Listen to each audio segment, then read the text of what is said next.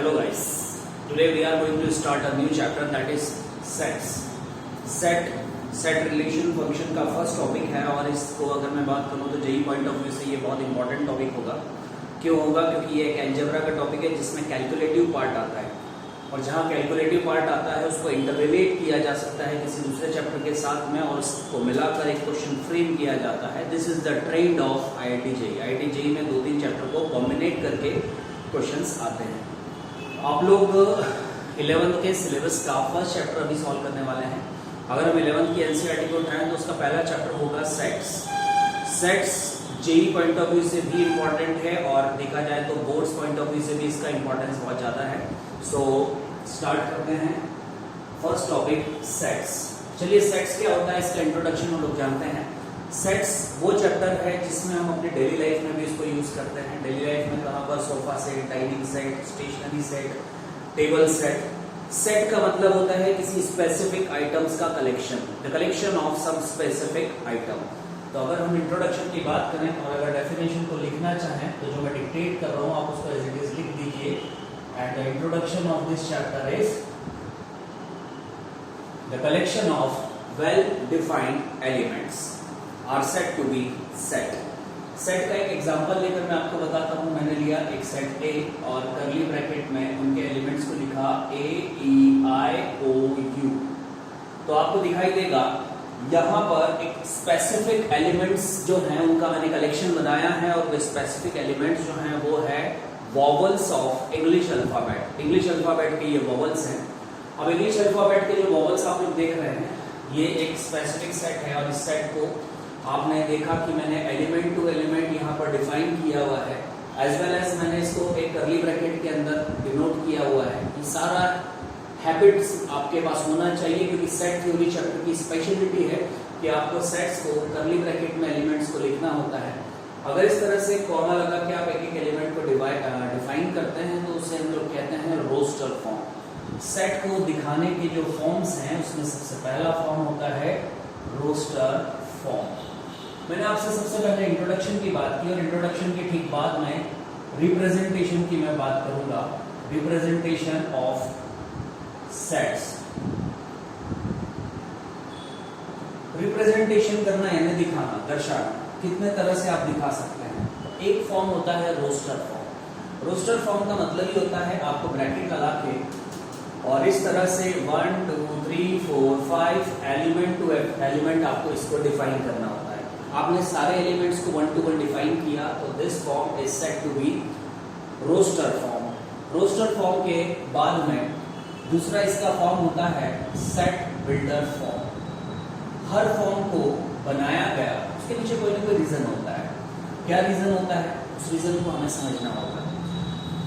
Reason ये कि जरूरी नहीं है कि हर जगह पर रोस्टर फॉर्म जो है वो एप्लीकेबल हो पाए। बहुत सारे ऐसे सेट्स होंगे जिनको दिखाने के लिए हमें कोई एक स्पेसिफिक मेथड का उपयोग करना होगा जिससे हम उसको डिफाइन कर सकें। तो यहाँ पर अगर मैं पहले ही सेट की बात करूं जो कि मैंने सेट ए नाम दिया था, अगर मैं ऊपर वाले सेट ए को अलग तरीके से रिप्रेजेंट करूं तो वो सेट बिल्डर फॉर्म में कुछ इस तरह से दिखाई देगा। x such that x। मेरे साथ आप इन वर्ड्स को रिपीट करिए। x such that x। इसको सच दैट की तरह हम लोग डिनोट करेंगे या इंटरप्रेट करेंगे। तो x such that x is a vowel of English alphabets। English alphabets के वॉवल्स का यहाँ पर एक कलेक्शन मैंने बनाया है। फर्क देखिए, वहां एक एक एलिमेंट्स को मैंने डिफाइन किया था, यहाँ मैंने वर्ड्स का हेल्प लेके उनको डिफाइन कर दिया। So what is the difference between both of this methods? पहले में दिखने में वो आपको आसान दिख रहा है और ये दिखने में थोड़ा सा अजीब सा दिख रहा है क्योंकि फर्स्ट टाइम आप उसको अप्लाई कर रहे हैं। लेकिन आप यकीन मानिए इसका यूज बहुत ज्यादा है। कैसे है? अगर आपको मैं बोलूंगा n is equals to, n कोई सेट है जो 1 2 3 एंड सो ऑन करके डिनोट किया गया या दिखाया गया। अब आपके सामने क्वेश्चन ये उठता है कि इस सेट में 1 2 3 4 से लेकर आगे तक कहां तक एक्सटेंडेड होगा? तो ऑब्वियस सी बात है कि क्वेश्चन मन में उठा है, मतलब कहीं पर क्लियरिटी जो है वो मिसिंग है। क्लियरिटी ये कि हमें डिफाइन करना है कि एग्जैक्टली ये कहां तक जा रहा है। अब अगर ये एग्जैक्टली कहां तक जा रहा है इसको प्रॉपर तरीके से डिनोट करना होगा, तो इसका एक सिस्टमैटिक प्रेजेंटेशन होगा x such that x is a natural number. अब नेचुरल नंबर हो गया तो आपको क्लियर हो गया कि ये 100 तक या 10 तक नहीं जा रहा है, ये इनफाइनाइट तक जा रहा है। तो आप देख सकते हैं दोनों में से जो ज्यादा बेटर अप्रोच होगा वो इस मेथड से अप्रोच होगा प्रेजेंटेशन रिप्रेजेंट करने में। That's why set builder form is much better than that roster form, but it's okay, somewhere it is good one. ठीक है, तो अब हम इसको आगे बढ़ाते हैं। आपने सबसे पहली जो डेफिनेशन पढ़ी थी वो पढ़ी थी what is the meaning of sets. Definition में हमें पता चला the collection of well defined elements. फिर उसके बाद रिप्रेजेंटेशन ऑफ सेट, सेट को रिप्रेजेंट करने के लिए कर्ली ब्रैकेट और इस तरह से एलिमेंट्स को दिखाया जाता है। और एक खास बात आप देखिए, जिस भी सेट को मैं डिनोट कर रहा हूं वो इंग्लिश अल्फाबेट के कैपिटल लेटर का यूज करके कर रहा हूं। तो आपको ये माइंड में बिल्कुल क्लियर रखना है कि a set can be denoted with the help of a capital letter of English alphabet as well as in the curly bracket you can store all the elements. जितने भी एलिमेंट्स है आपको curly bracket के अंदर उसको denote करना है। तो ये दो चीजें हम लोगों ने देखी। अब हम इसके आगे चलते हैं, यहां तक आप इसको पॉज करके नोट करेंगे।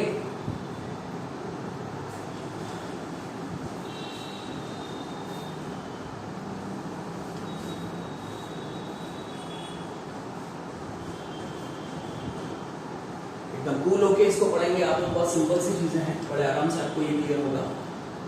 अब हम लोगों ने यहाँ पर सेट का इंट्रोडक्शन और उसको रिप्रेजेंट करने के तरीके जाने, लेकिन अब सेट को समझने के लिए कुछ और इम्पोर्टेंट नोटेशंस हम लोगों को क्लियर रखने होंगे।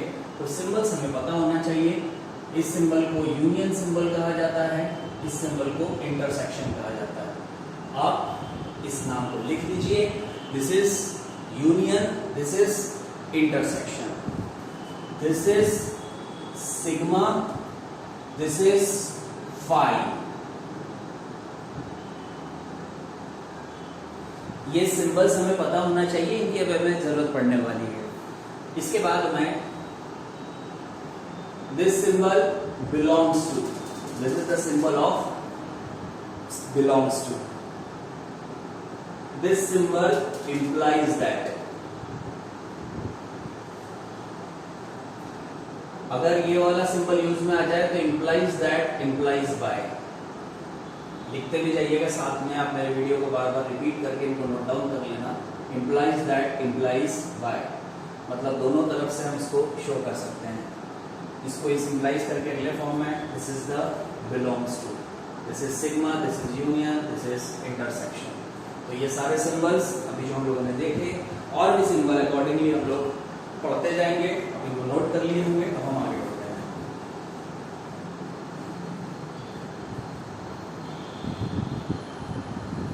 अब सेट्स को आगे दे ले जाने के लिए या उसको आगे डिफाइन करने के लिए हम लोगों को सेट के डिफरेंट टाइप्स को समझना होगा।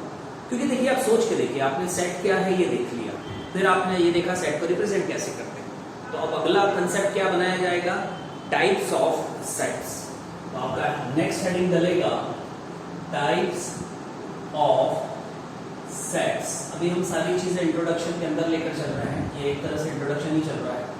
तो आपने हेडिंग डालना है types of sets.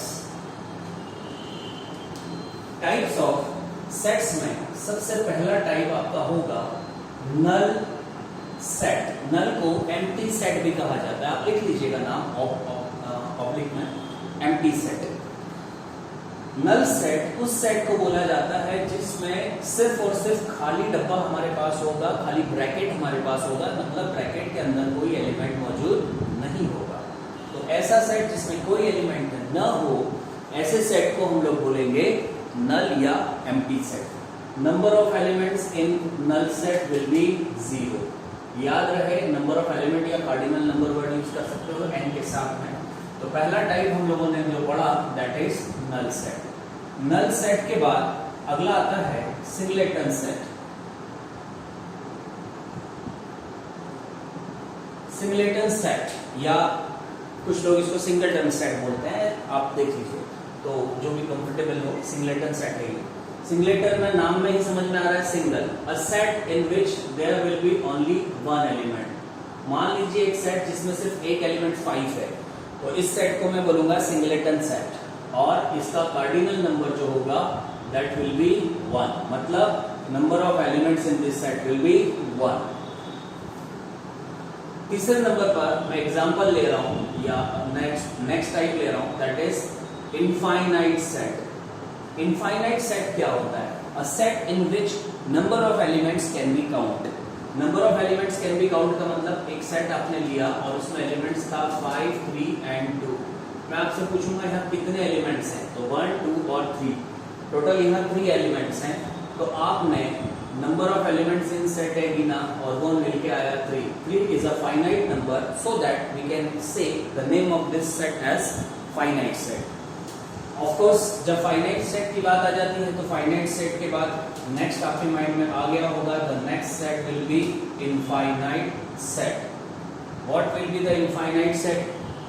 Infinite set, a set in which elements या number of elements can not be count. कोई भी एग्जांपल ले लेता हूं, set of natural number, set of whole numbers. Natural number में 1, 2, 3, 4 एंड सो ऑन, इंफिनिटी तक जाता है। Whole number 0, 1, 2 and so on. मैं चाहूँ तो इसको वर्ड्स में भी दिखा सकता हूँ, कैसे?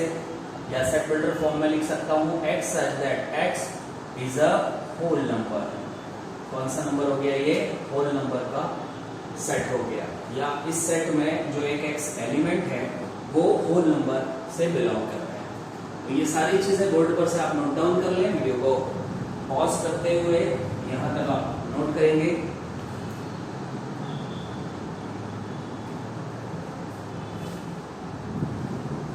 कूल होके पढ़ते जाइए, बहुत सिंपल चैप्टर है, कुछ भी नहीं करना है इसमें, बहुत आराम से आप कर सकते हो। एमपी बोर्ड में ये चैप्टर 9th क्लास में हुआ करता रहा है, सीबीएसई में ये 11th में लिया गया है। वैसे इसकी यूटिलिटी 11th से शुरू होती है प्रॉपर्ली, तो बेटर है कि हम इसको अच्छी तरह से स्टडी कर लें। It's simple chapter. हमने फाइनाइट सेट, इनफाइनाइट सेट के बारे में जाना। अब हम कुछ ऑपरेशंस को सीखेंगे जिसमें हमें सबसे पहले सबसेट क्या होता है इसको जानना जरूरी है। किसी सेट का छोटा सेट उसका सबसेट कहलाएगा, और सबसेट को दिखाने के लिए ये सिंबल का यूज किया जाएगा। This is the symbol of subset. ये सबसेट सिंबल हो गया। सबसेट का सिंबल कैसे काम करता है मैं आपको बताता हूं।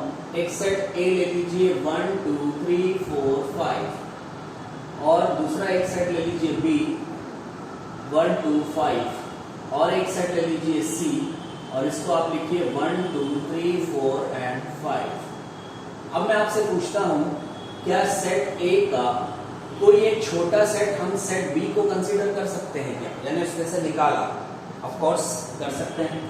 इसमें 1, 2, 3, 4, 5 था, इसमें 1, 2, 3 तक आया है, तो आप देख सकते हैं 3 एलिमेंट्स हमने इसमें से निकाले हैं, लेकिन वो सेम है, तो हम लिख सकते हैं B is the subset of A। B किसका सबसेट हो गया?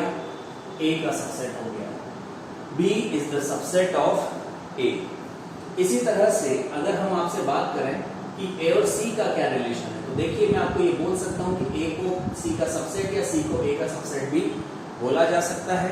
ये इक्वल सेट सबसेट कहलाएगा, क्योंकि इसमें क्या हो रहा है, क्वांटिटेटिवली दोनों सेम है और दोनों के एलिमेंट्स भी जो है वो सेम है। तो हम लिख सकते हैं A is the equal subset of C, और C is the equal subset of A, और करके, ठीक है।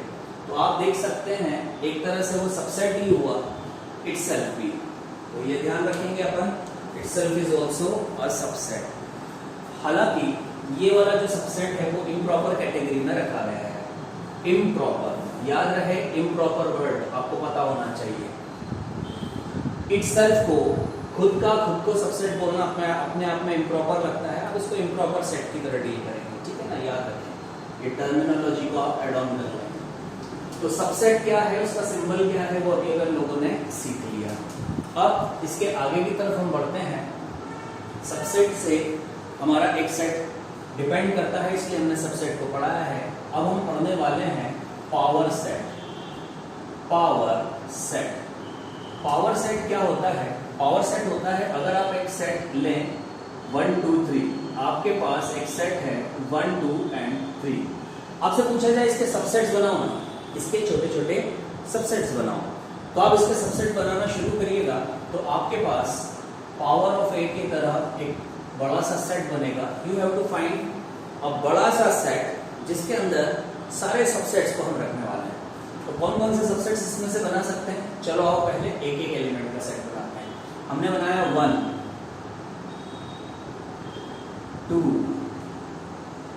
3, ये सिंगल एलिमेंट से बना दिया। अब कपल से बनाते हैं 1 2 2 3 1 3। अब आप में से एक बच्चे के माइंड में पिक्चर ये सेट हो रही होगी कि सर 1 2 को 2 1 भी तो लिख सकता हूँ मैं, तो वो भी पॉसिबल है। अब मैं आपसे एक बात बोलता हूँ, आप जब किसी सेट को खरीदने, किसी बंडल ऑफ सेट को खरीदने जा रहे हैं तो वो बुक को आगे पीछे रख के भी देगा तो सेट तो पूरा होगा ना। तो इसलिए आगे पीछे रखने से कोई फर्क नहीं पड़ेगा, फिजिक्स केमिस्ट्री या केमिस्ट्री फिजिक्स करके वो दे दे, आपके पास बात बराबर होगी। तो यहाँ पर ये सिनर्जिटीज होगा। इसके बाद 1 2 3 इटसेल्फ को इटसेल्फ का सबसेट कहा जाता है। अब पी बस आपको मैंने पढ़ाया था जस्ट इससे पहले, इसे इम्प्रॉपर भी कहा जाता है। और सबसे लास्ट में जो आपको याद होना चाहिए वो है फाई। सर फाई क्या? फाई होता है बेटा एम्प्टी सेट, अभी बताया था आप लोगों को, याद आया? नल सेट बोल लो, एम्प्टी सेट बोल लो, कुछ भी बोल लो, तो ये कहलाता है एक सबसेट जो कि सारे सेट्स का सबसेट हो सकता है। हर सेट का एक सबसेट कंफर्म फाई होगा, ठीक है। तो अब हम यहाँ पर देख सकते हैं कि सेट ए के कितने पॉसिबल सबसेट्स थे, उनका हमने कलेक्शन बना दिया। So the collection of all the possible subsets of a set are said to be power set। आप मेरे इस वीडियो को बार बार रिपीट करके इस लाइन को एक डेफिनेशन की तरह लिख लेंगे। मैं जो भी डेफिनेशन पढ़ाता हूँ आप उसको बार बार रिपीट करके पेपर पे लिखेंगे, वो आपके इंपॉर्टेंट नोट्स होंगे। तो मैंने क्या बोला डेफिनेशन को, मैं अभी तो रिपीट कर देता हूँ। The set of all the possible subsets of a set is said to be power set or power set of that set। तो power of that set का मतलब all the possible sets का collection। तो बेटा यहाँ पर हमने देख लिया। अब क्वेश्चन ये उठता है कि सर ये एग्जांपल आपने लिया, अगर मान लो आप हमसे एक एग्जांपल दे देते कि ये सेट P है जिसमें 1 2 3 4 5 6 7 8 9 इतने सारे एलिमेंट्स हैं। अब इनके आप सबसेट्स का सेट बनाइए, कितना बड़ा काम होगा। सिंगल एलिमेंट्स सारे आएंगे, फिर पेयर बनेंगे 1 2 1 3 1 4 1 5। सोचो कितना बड़ा क्वांटिटी हो जाएगा। तो क्या आपको ऐसा कोई क्वेश्चन को देंगे? बिल्कुल नहीं। उस समय फिर वो आपके क्वेश्चन को बेहतर बनाने के लिए क्या फ्रेम कर सकते हैं? तो वो फ्रेम आपसे ये कर सकते हैं कि नंबर ऑफ एलिमेंट अगर वो ज्यादा देंगे तो वो आपको उस समय सबसेट्स का कलेक्शन बनाने को नहीं बोलेंगे, बस वो ये पूछेंगे कि अगर आपने पावर सेट बनाया या एक सेट है, कोई भी सेट का नाम देता हूं, मैंने नाम दिया Q, और इस Q सेट के सारे पॉसिबल सबसेट्स बना लीजिए। तो जब आप सारे पॉसिबल सबसेट्स बना लीजिए तो वो तो देगा नहीं, वो पूछेगा कितने होते हैं वो बता दीजिए। वहां आपको जरूरत पड़ेगी एक प्रॉपर्टी, एक फॉर्मूले की, और वो फॉर्मूला होता है number of sets in power set, it is 2 raised to the power n। Power set के अंदर, किसी सेट के अंदर 2 की पावर n सबसेट्स पॉसिबल होते हैं। प्रूफ करके बताता हूं। 1 2 3 कितने एलिमेंट्स हैं इसमें? Number of element in set है कितने हैं? 3। तो इसका मतलब n की वैल्यू हमारे पास हो जाएगी यहाँ पर 3। अब अगर इस फॉर्मूले को डील करें तो 2 का पावर 3 के हिसाब से हमारे पास कितने पॉसिबल आंसर होना चाहिए? 8। सो लेट्स चेक कि क्या ये सही है। आइए काउंटिंग करते हैं 1 2 3 4 5 6 7 एंड 8। देखिए यहाँ पर वो टैली कर गया। तो इसका मतलब 2 का पावर n की मदद से हम सारे पॉसिबल सबसेट्स के कलेक्शंस की क्वांटिटी को मेजर कर सकते हैं। अब अगर उसने पूछ लिया प्रॉपर कितने बन सकते हैं, तो प्रॉपर में से इम्प्रॉपर को हटा दो, ये सारे में से इम्प्रॉपर कौन था? इटसेल्फ। हटा दो इटसेल्फ को, तो इटसेल्फ को हटाने का मतलब है 2 की पावर n में से 1 को माइनस कर दिया। और अगर उसने पूछा वो कौन सा होगा इम्प्रॉपर सेट, तो आपका आंसर हो जाएगा इम्प्रॉपर सेट होता है सर इटसेल्फ, मतलब 1 2 3 का इम्प्रॉपर सबसेट होगा 1 2 3। तो बस सिंपल सी बात है, हमने एक फॉर्मूला पढ़ लिया number of sets in a power set, फिर उसके बाद हमने पढ़ा प्रॉपर और इम्प्रॉपर सेट के बारे में। इसे नोट करें, एक बहुत इंपॉर्टेंट डेफिनेशन है।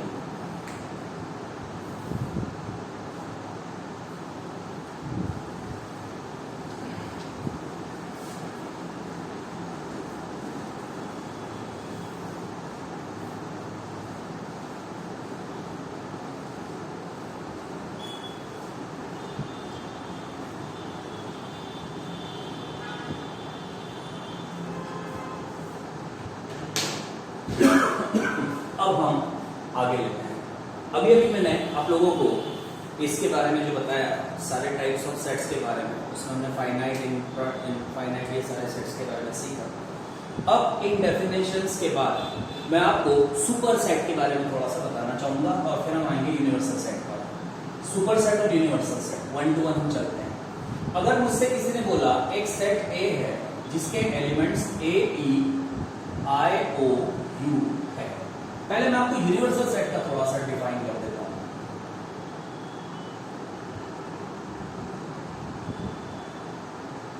यूनिवर्सल नाम में यूनिवर्स छुपा है, हम अपनी सिंपल लैंग्वेज में पढ़ें तो वो होता है दुनिया। तो एक दुनिया की अगर हम बात करें तो अगर सेट ए एक वॉवल्स का सेट है तो मैं इसके यूनिवर्सल सेट को x such that x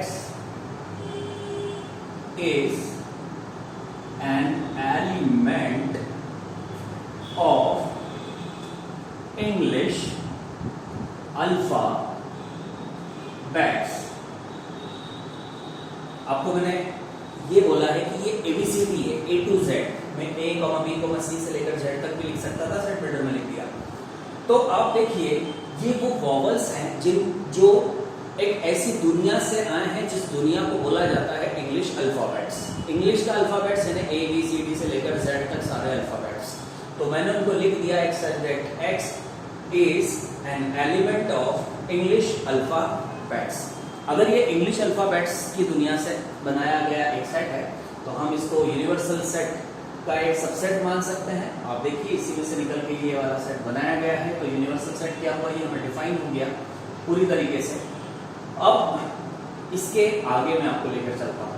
अब अगर मुझसे कोई बोलता है कि A के बारे में कुछ कमेंट लिखिए तो मैं लिखूंगा A is the subset of a universal set U। Universal set U का एक सेट कौन है, एक सबसेट कौन है, और वो है A। इसको उल्टा करके बोलूंगा, आप ध्यान से देखना। Universal set is the super set of set A। अब आप बोलोगे सर ये क्या, आप देखिए मैंने इसको सबसेट बोला था। आप देखिए U के दो टांगे या दो पैर इस तरफ है, मतलब ये बड़ा है। अभी इसमें उल्टा हो गया, अभी भी वो बड़े की साइड ही है, लेकिन रीडिंग ऐसी होगी, ये सिंबल इधर से रीड करेंगे तो वो हो जाएगा हमारे पास सबसेट, और अगर इधर से रीड करेंगे तो हम पढ़ेंगे सुपर सेट। तो हम कैसे रीड करेंगे, the U is the superset of A, A is the subset of U, that's all। इसको आप रिपीट करके नोट डाउन कर लेंगे दोनों के सामने, जो भी मैंने बोला है वो आप सामने नोट कर लेंगे।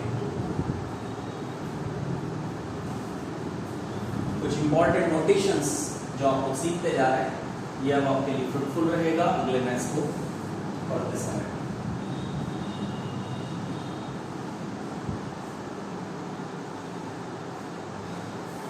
तो हमने अभी टाइप्स ऑफ सेट्स में सबसेट, सुपरसेट, इसके बारे में हम लोगों ने सीखा। हमने फाइनाइट सीखा, हमने इनफाइनाइट सीखा, हमने पावर सेट सीखा कि collection of all the possible subset of a set, उसे पावर सेट कहा जाता है। तो इस तरह से हमने सेट्स के कुछ टाइप्स को सीखा। अब इसके बाद हम आगे की तरफ चलते हैं और हम पढ़ने वाले हैं operations in a set. Operations in a set, एक सेट में क्या क्या ऑपरेशंस हम लगा सकते हैं। तो आइए 1 to 1 हम इसको समझते हैं। सबसे पहले पिछला ही क्वेश्चन एक एग्जांपल में ले लेता हूं, जिसमें A में आपने A, E, I, O, U लिया था, और यूनिवर्सल सेट में X such that X X is an element of English alphabets.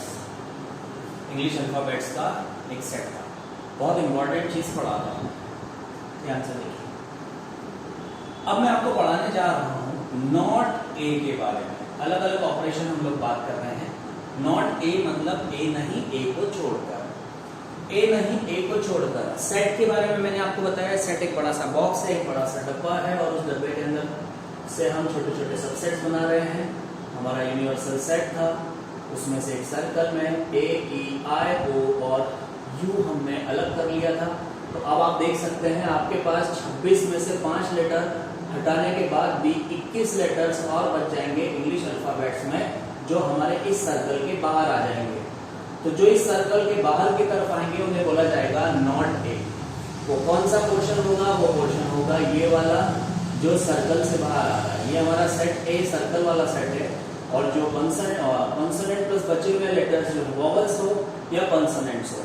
तो अगर हम बात करते हैं, हमारे पास जो वोवेल्स 5 हैं, उसके अलावा 21 कॉन्सोनेंट्स होते हैं, उनको हमने रख दिया बाहर।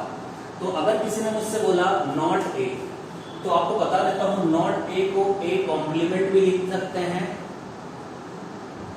ए डैश भी लिख सकते हैं, ए बार भी लिख सकते हैं। इसमें से जो भी आपको पूछा जाए, आप सब में वही चीज को मानेंगे कि ए को छोड़कर या ए नहीं। तो इसका मतलब जो ए नहीं है वो कौन सा पोर्शन है? बाहर वाला। तो उसको निकालने का तरीका क्या होगा? बहुत आसान है। जो भी एलिमेंट्स आपके पास यूनिवर्सल सेट में टोटल थे, उसमें से आप माइनस कर दीजिएगा ए को छोड़कर। तो ए के एलिमेंट्स हमारे पास जो हैं वो कितने हैं? यहाँ पर 5, और टोटल कितने थे? 26। तो इस एग्जाम्पल में हमारे पास कितने एलिमेंट्स आ जाएंगे? 26 माइनस 5 दैट इज 21।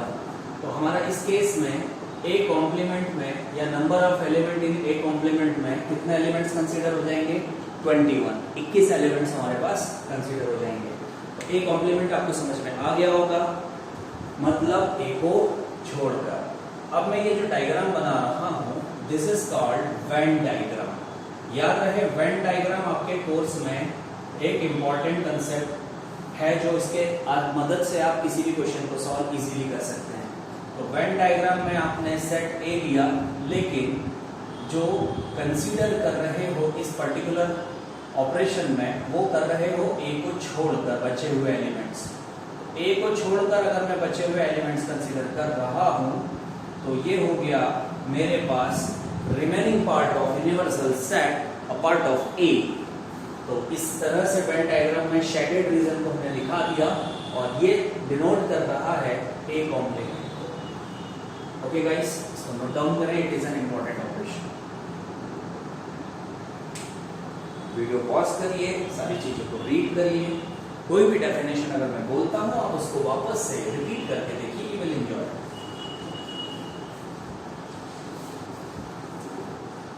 एक बार जब आपने इसको प्रॉपर तरीके से अटेंड कर लिया और अपने माइंड में सेट कर लिया, अब आपसे आरडी शर्मा बहुत आराम से सॉल्व होगी, मैं श्योर कर रहा हूं।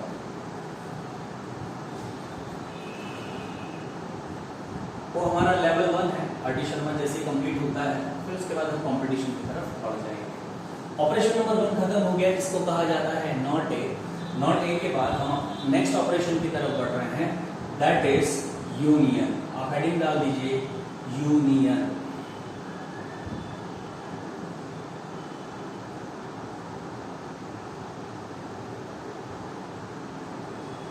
यूनियन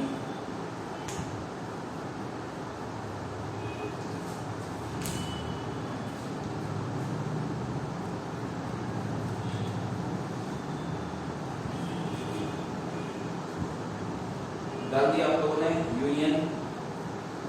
और यूनियन बनाने का मतलब क्या होता है, ये हमको क्लियर है। सेट ए है, उसके पास 1 2 3 है, और सेट बी है, उसके पास 3 4 5 है। मुझे किसी ने बोला चलो ए और बी का यूनियन बनाओ। यूनियन क्या होता है? मजदूर यूनियन जिंदाबाद, रिक्शा यूनियन जिंदाबाद, स्टूडेंट्स यूनियन जिंदाबाद। तो यहाँ पर जब ये यूनियन बनाएंगे तो ये ए यूनियन बी ऐसे नोट होगा। मैंने आपको ये सिंबल बता दिया था, यूनियन का सिंबल यू की तरह होता है।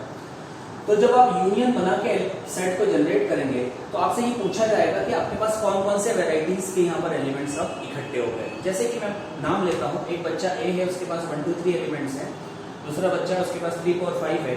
जब दोनों ने यूनियन बनाया तो उनके पास अब कितने वेराइटीज हो गए। तो वेराइटीज में कोई भी 3 अगर डबल भी आ रहा है तो आप उसको एक ही बार कंसिडर करिएगा। तो आपके पास हो जाएगा 1 2 3 4 5। आप देख सकते हैं ए यूनियन बी का काम कंप्लीट हो गया। आपने क्या किया, सेट ए और सेट बी के जो भी एलिमेंट्स थे उनको इकट्ठा कर दिया। सेट ए में था 1 2 3, सेट बी में था 3 4 5। जब आपने बना दिया यूनियन तो आपकी कहानी ये हो गई इस तरह से, ए यूनियन बी। आप देखिए शेडेड रीजन हमेशा से ये बताएगा कि आप किसे दिखाना चाहते हैं। वेन डायग्राम का ये नेचर है। तो आपने इस हिस्से को दिखाया है तो this is the Venn diagram of A union B. Union के बाद मैंने आपको जो दूसरा ऑपरेशन बताया था, इट वॉज इंटरसेक्शन।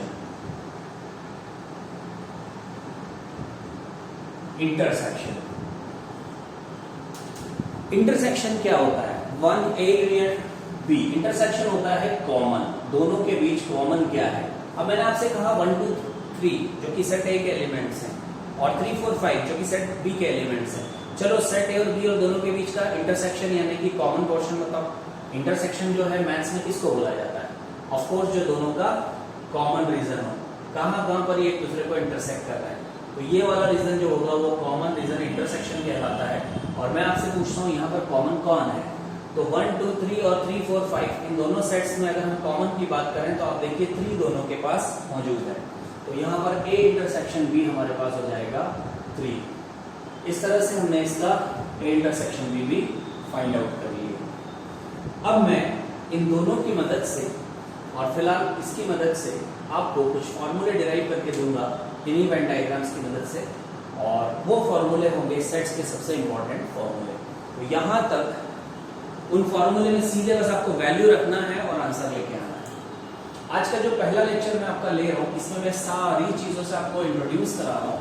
अब आपके लिए बहुत आसान हो जाएगा न्यूमेरिकल्स को खुद से करना, जो कि मैं आपको अगले लेक्चर में यानी कि लेक्चर नंबर 2 ऑन सेट्स मैं पूरी तरह से डिफाइन कर दूंगा। लेकिन फिलहाल हम कुछ एक चीजें सीखते हैं। मैंने अभी थोड़ी देर पहले जस्ट आपको या रिसेंटली जस्ट आपको जो अभी मैंने बताया कि ए यूनियन बी हम इसको बोल रहे हैं। अब अगर ए यूनियन बी में हमने इन सारे एलिमेंट्स को कलेक्ट किया था तो इसका फॉर्मूला बनाते हैं। आइए, इसमें था 1 2 3 4 5। तो अगर मैं आपसे कहूं कि चलो फॉर्मूला बनाने के लिए क्या करो, सारे एलिमेंट्स ले लो सेट ए के, ठीक है। तो हमें चाहिए formula of A union B. Number of elements in A union B कितना है सर, 1 2 3 4 5 सर 5 है सर, अभी तो निकाला। तो इसका फॉर्मूला कैसे बनेगा, हर बार तो वेन डायग्राम या फिर हम सारी चीजों को ड्रॉ करके नहीं देख सकते हैं। इसकी मदद से हम फॉर्मूले की मदद से हम तुरंत आंसर ला सकते हैं। सो गाइस इसका हम फॉर्मूला बनाते हैं। सारे एलिमेंट्स हमने ले लिया सेट ए के, फिर प्लस सारे एलिमेंट्स ले लिया सेट बी के। गौर से देखिएगा, जब आप सेट ए के सारे एलिमेंट्स ले रहे थे तो 3 आ गया था, और जब आप सेट बी के सारे एलिमेंट्स ले रहे थे तब भी 3 आ गया था। तो आप देखिए कि 3 मतलब जो दोनों का कॉमन पोर्शन है उसको आपने एक नहीं बल्कि 2 बार ले लिया। आपने नंबर ऑफ ए में भी ले लिया और नंबर ऑफ बी में। आप किसी चीज को एक बार ले सकते हो, रिपीटेशन में 2 बार क्यों नहीं लोगे आप। एक बार इसको ले लिया कि हाँ हमने इसको कंसिडर कर लिया, तो दोबारा वापस से बोलने का कोई मतलब नहीं। अगर 2 बार बोलोगे तो 1 बार कम करना होगा। ऐसा ही हम यहाँ करेंगे। सर्कल ए और सर्कल बी में 3 2 बार आया था, इसलिए इंटरसेक्शन वाले पार्ट को एक बार हम माइनस कर देंगे। So guys this is the key concept और की फॉर्मूला ऑफ दिस चैप्टर। ये सेट थ्योरी का सबसे इंपॉर्टेंट फॉर्मूला है जिसकी मदद से हम सारे क्वेश्चंस सॉल्व करेंगे। इसके पहले मैंने अभी आप लोगों को बताया था, अगर ए बार ए कॉम्प्लीमेंट चाहिए तो number of elements in universal set में से आप माइनस कर दीजिए किसको, नंबर ऑफ ए को। ये हम लोगों ने अभी देखा था। उसके ठीक बाद में ये सबसे इंपॉर्टेंट फार्मूला हमारे पास हो गया। तो ये फार्मूले को हम समझ लिए अच्छे से कैसे इसको किया गया है। अब हम इसके बारे में आगे डिस्कशन करते हैं।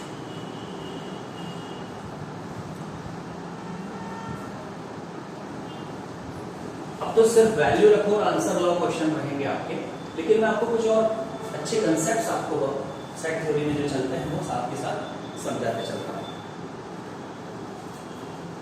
अब आप कुछ बहुत इंपॉर्टेंट कंसेप्ट को ध्यान से देखिएगा। मुझे किसी ने बोला x बिलोंग्स टू A, इसका मतलब क्या होगा? इसका मतलब होगा x एक एलिमेंट है।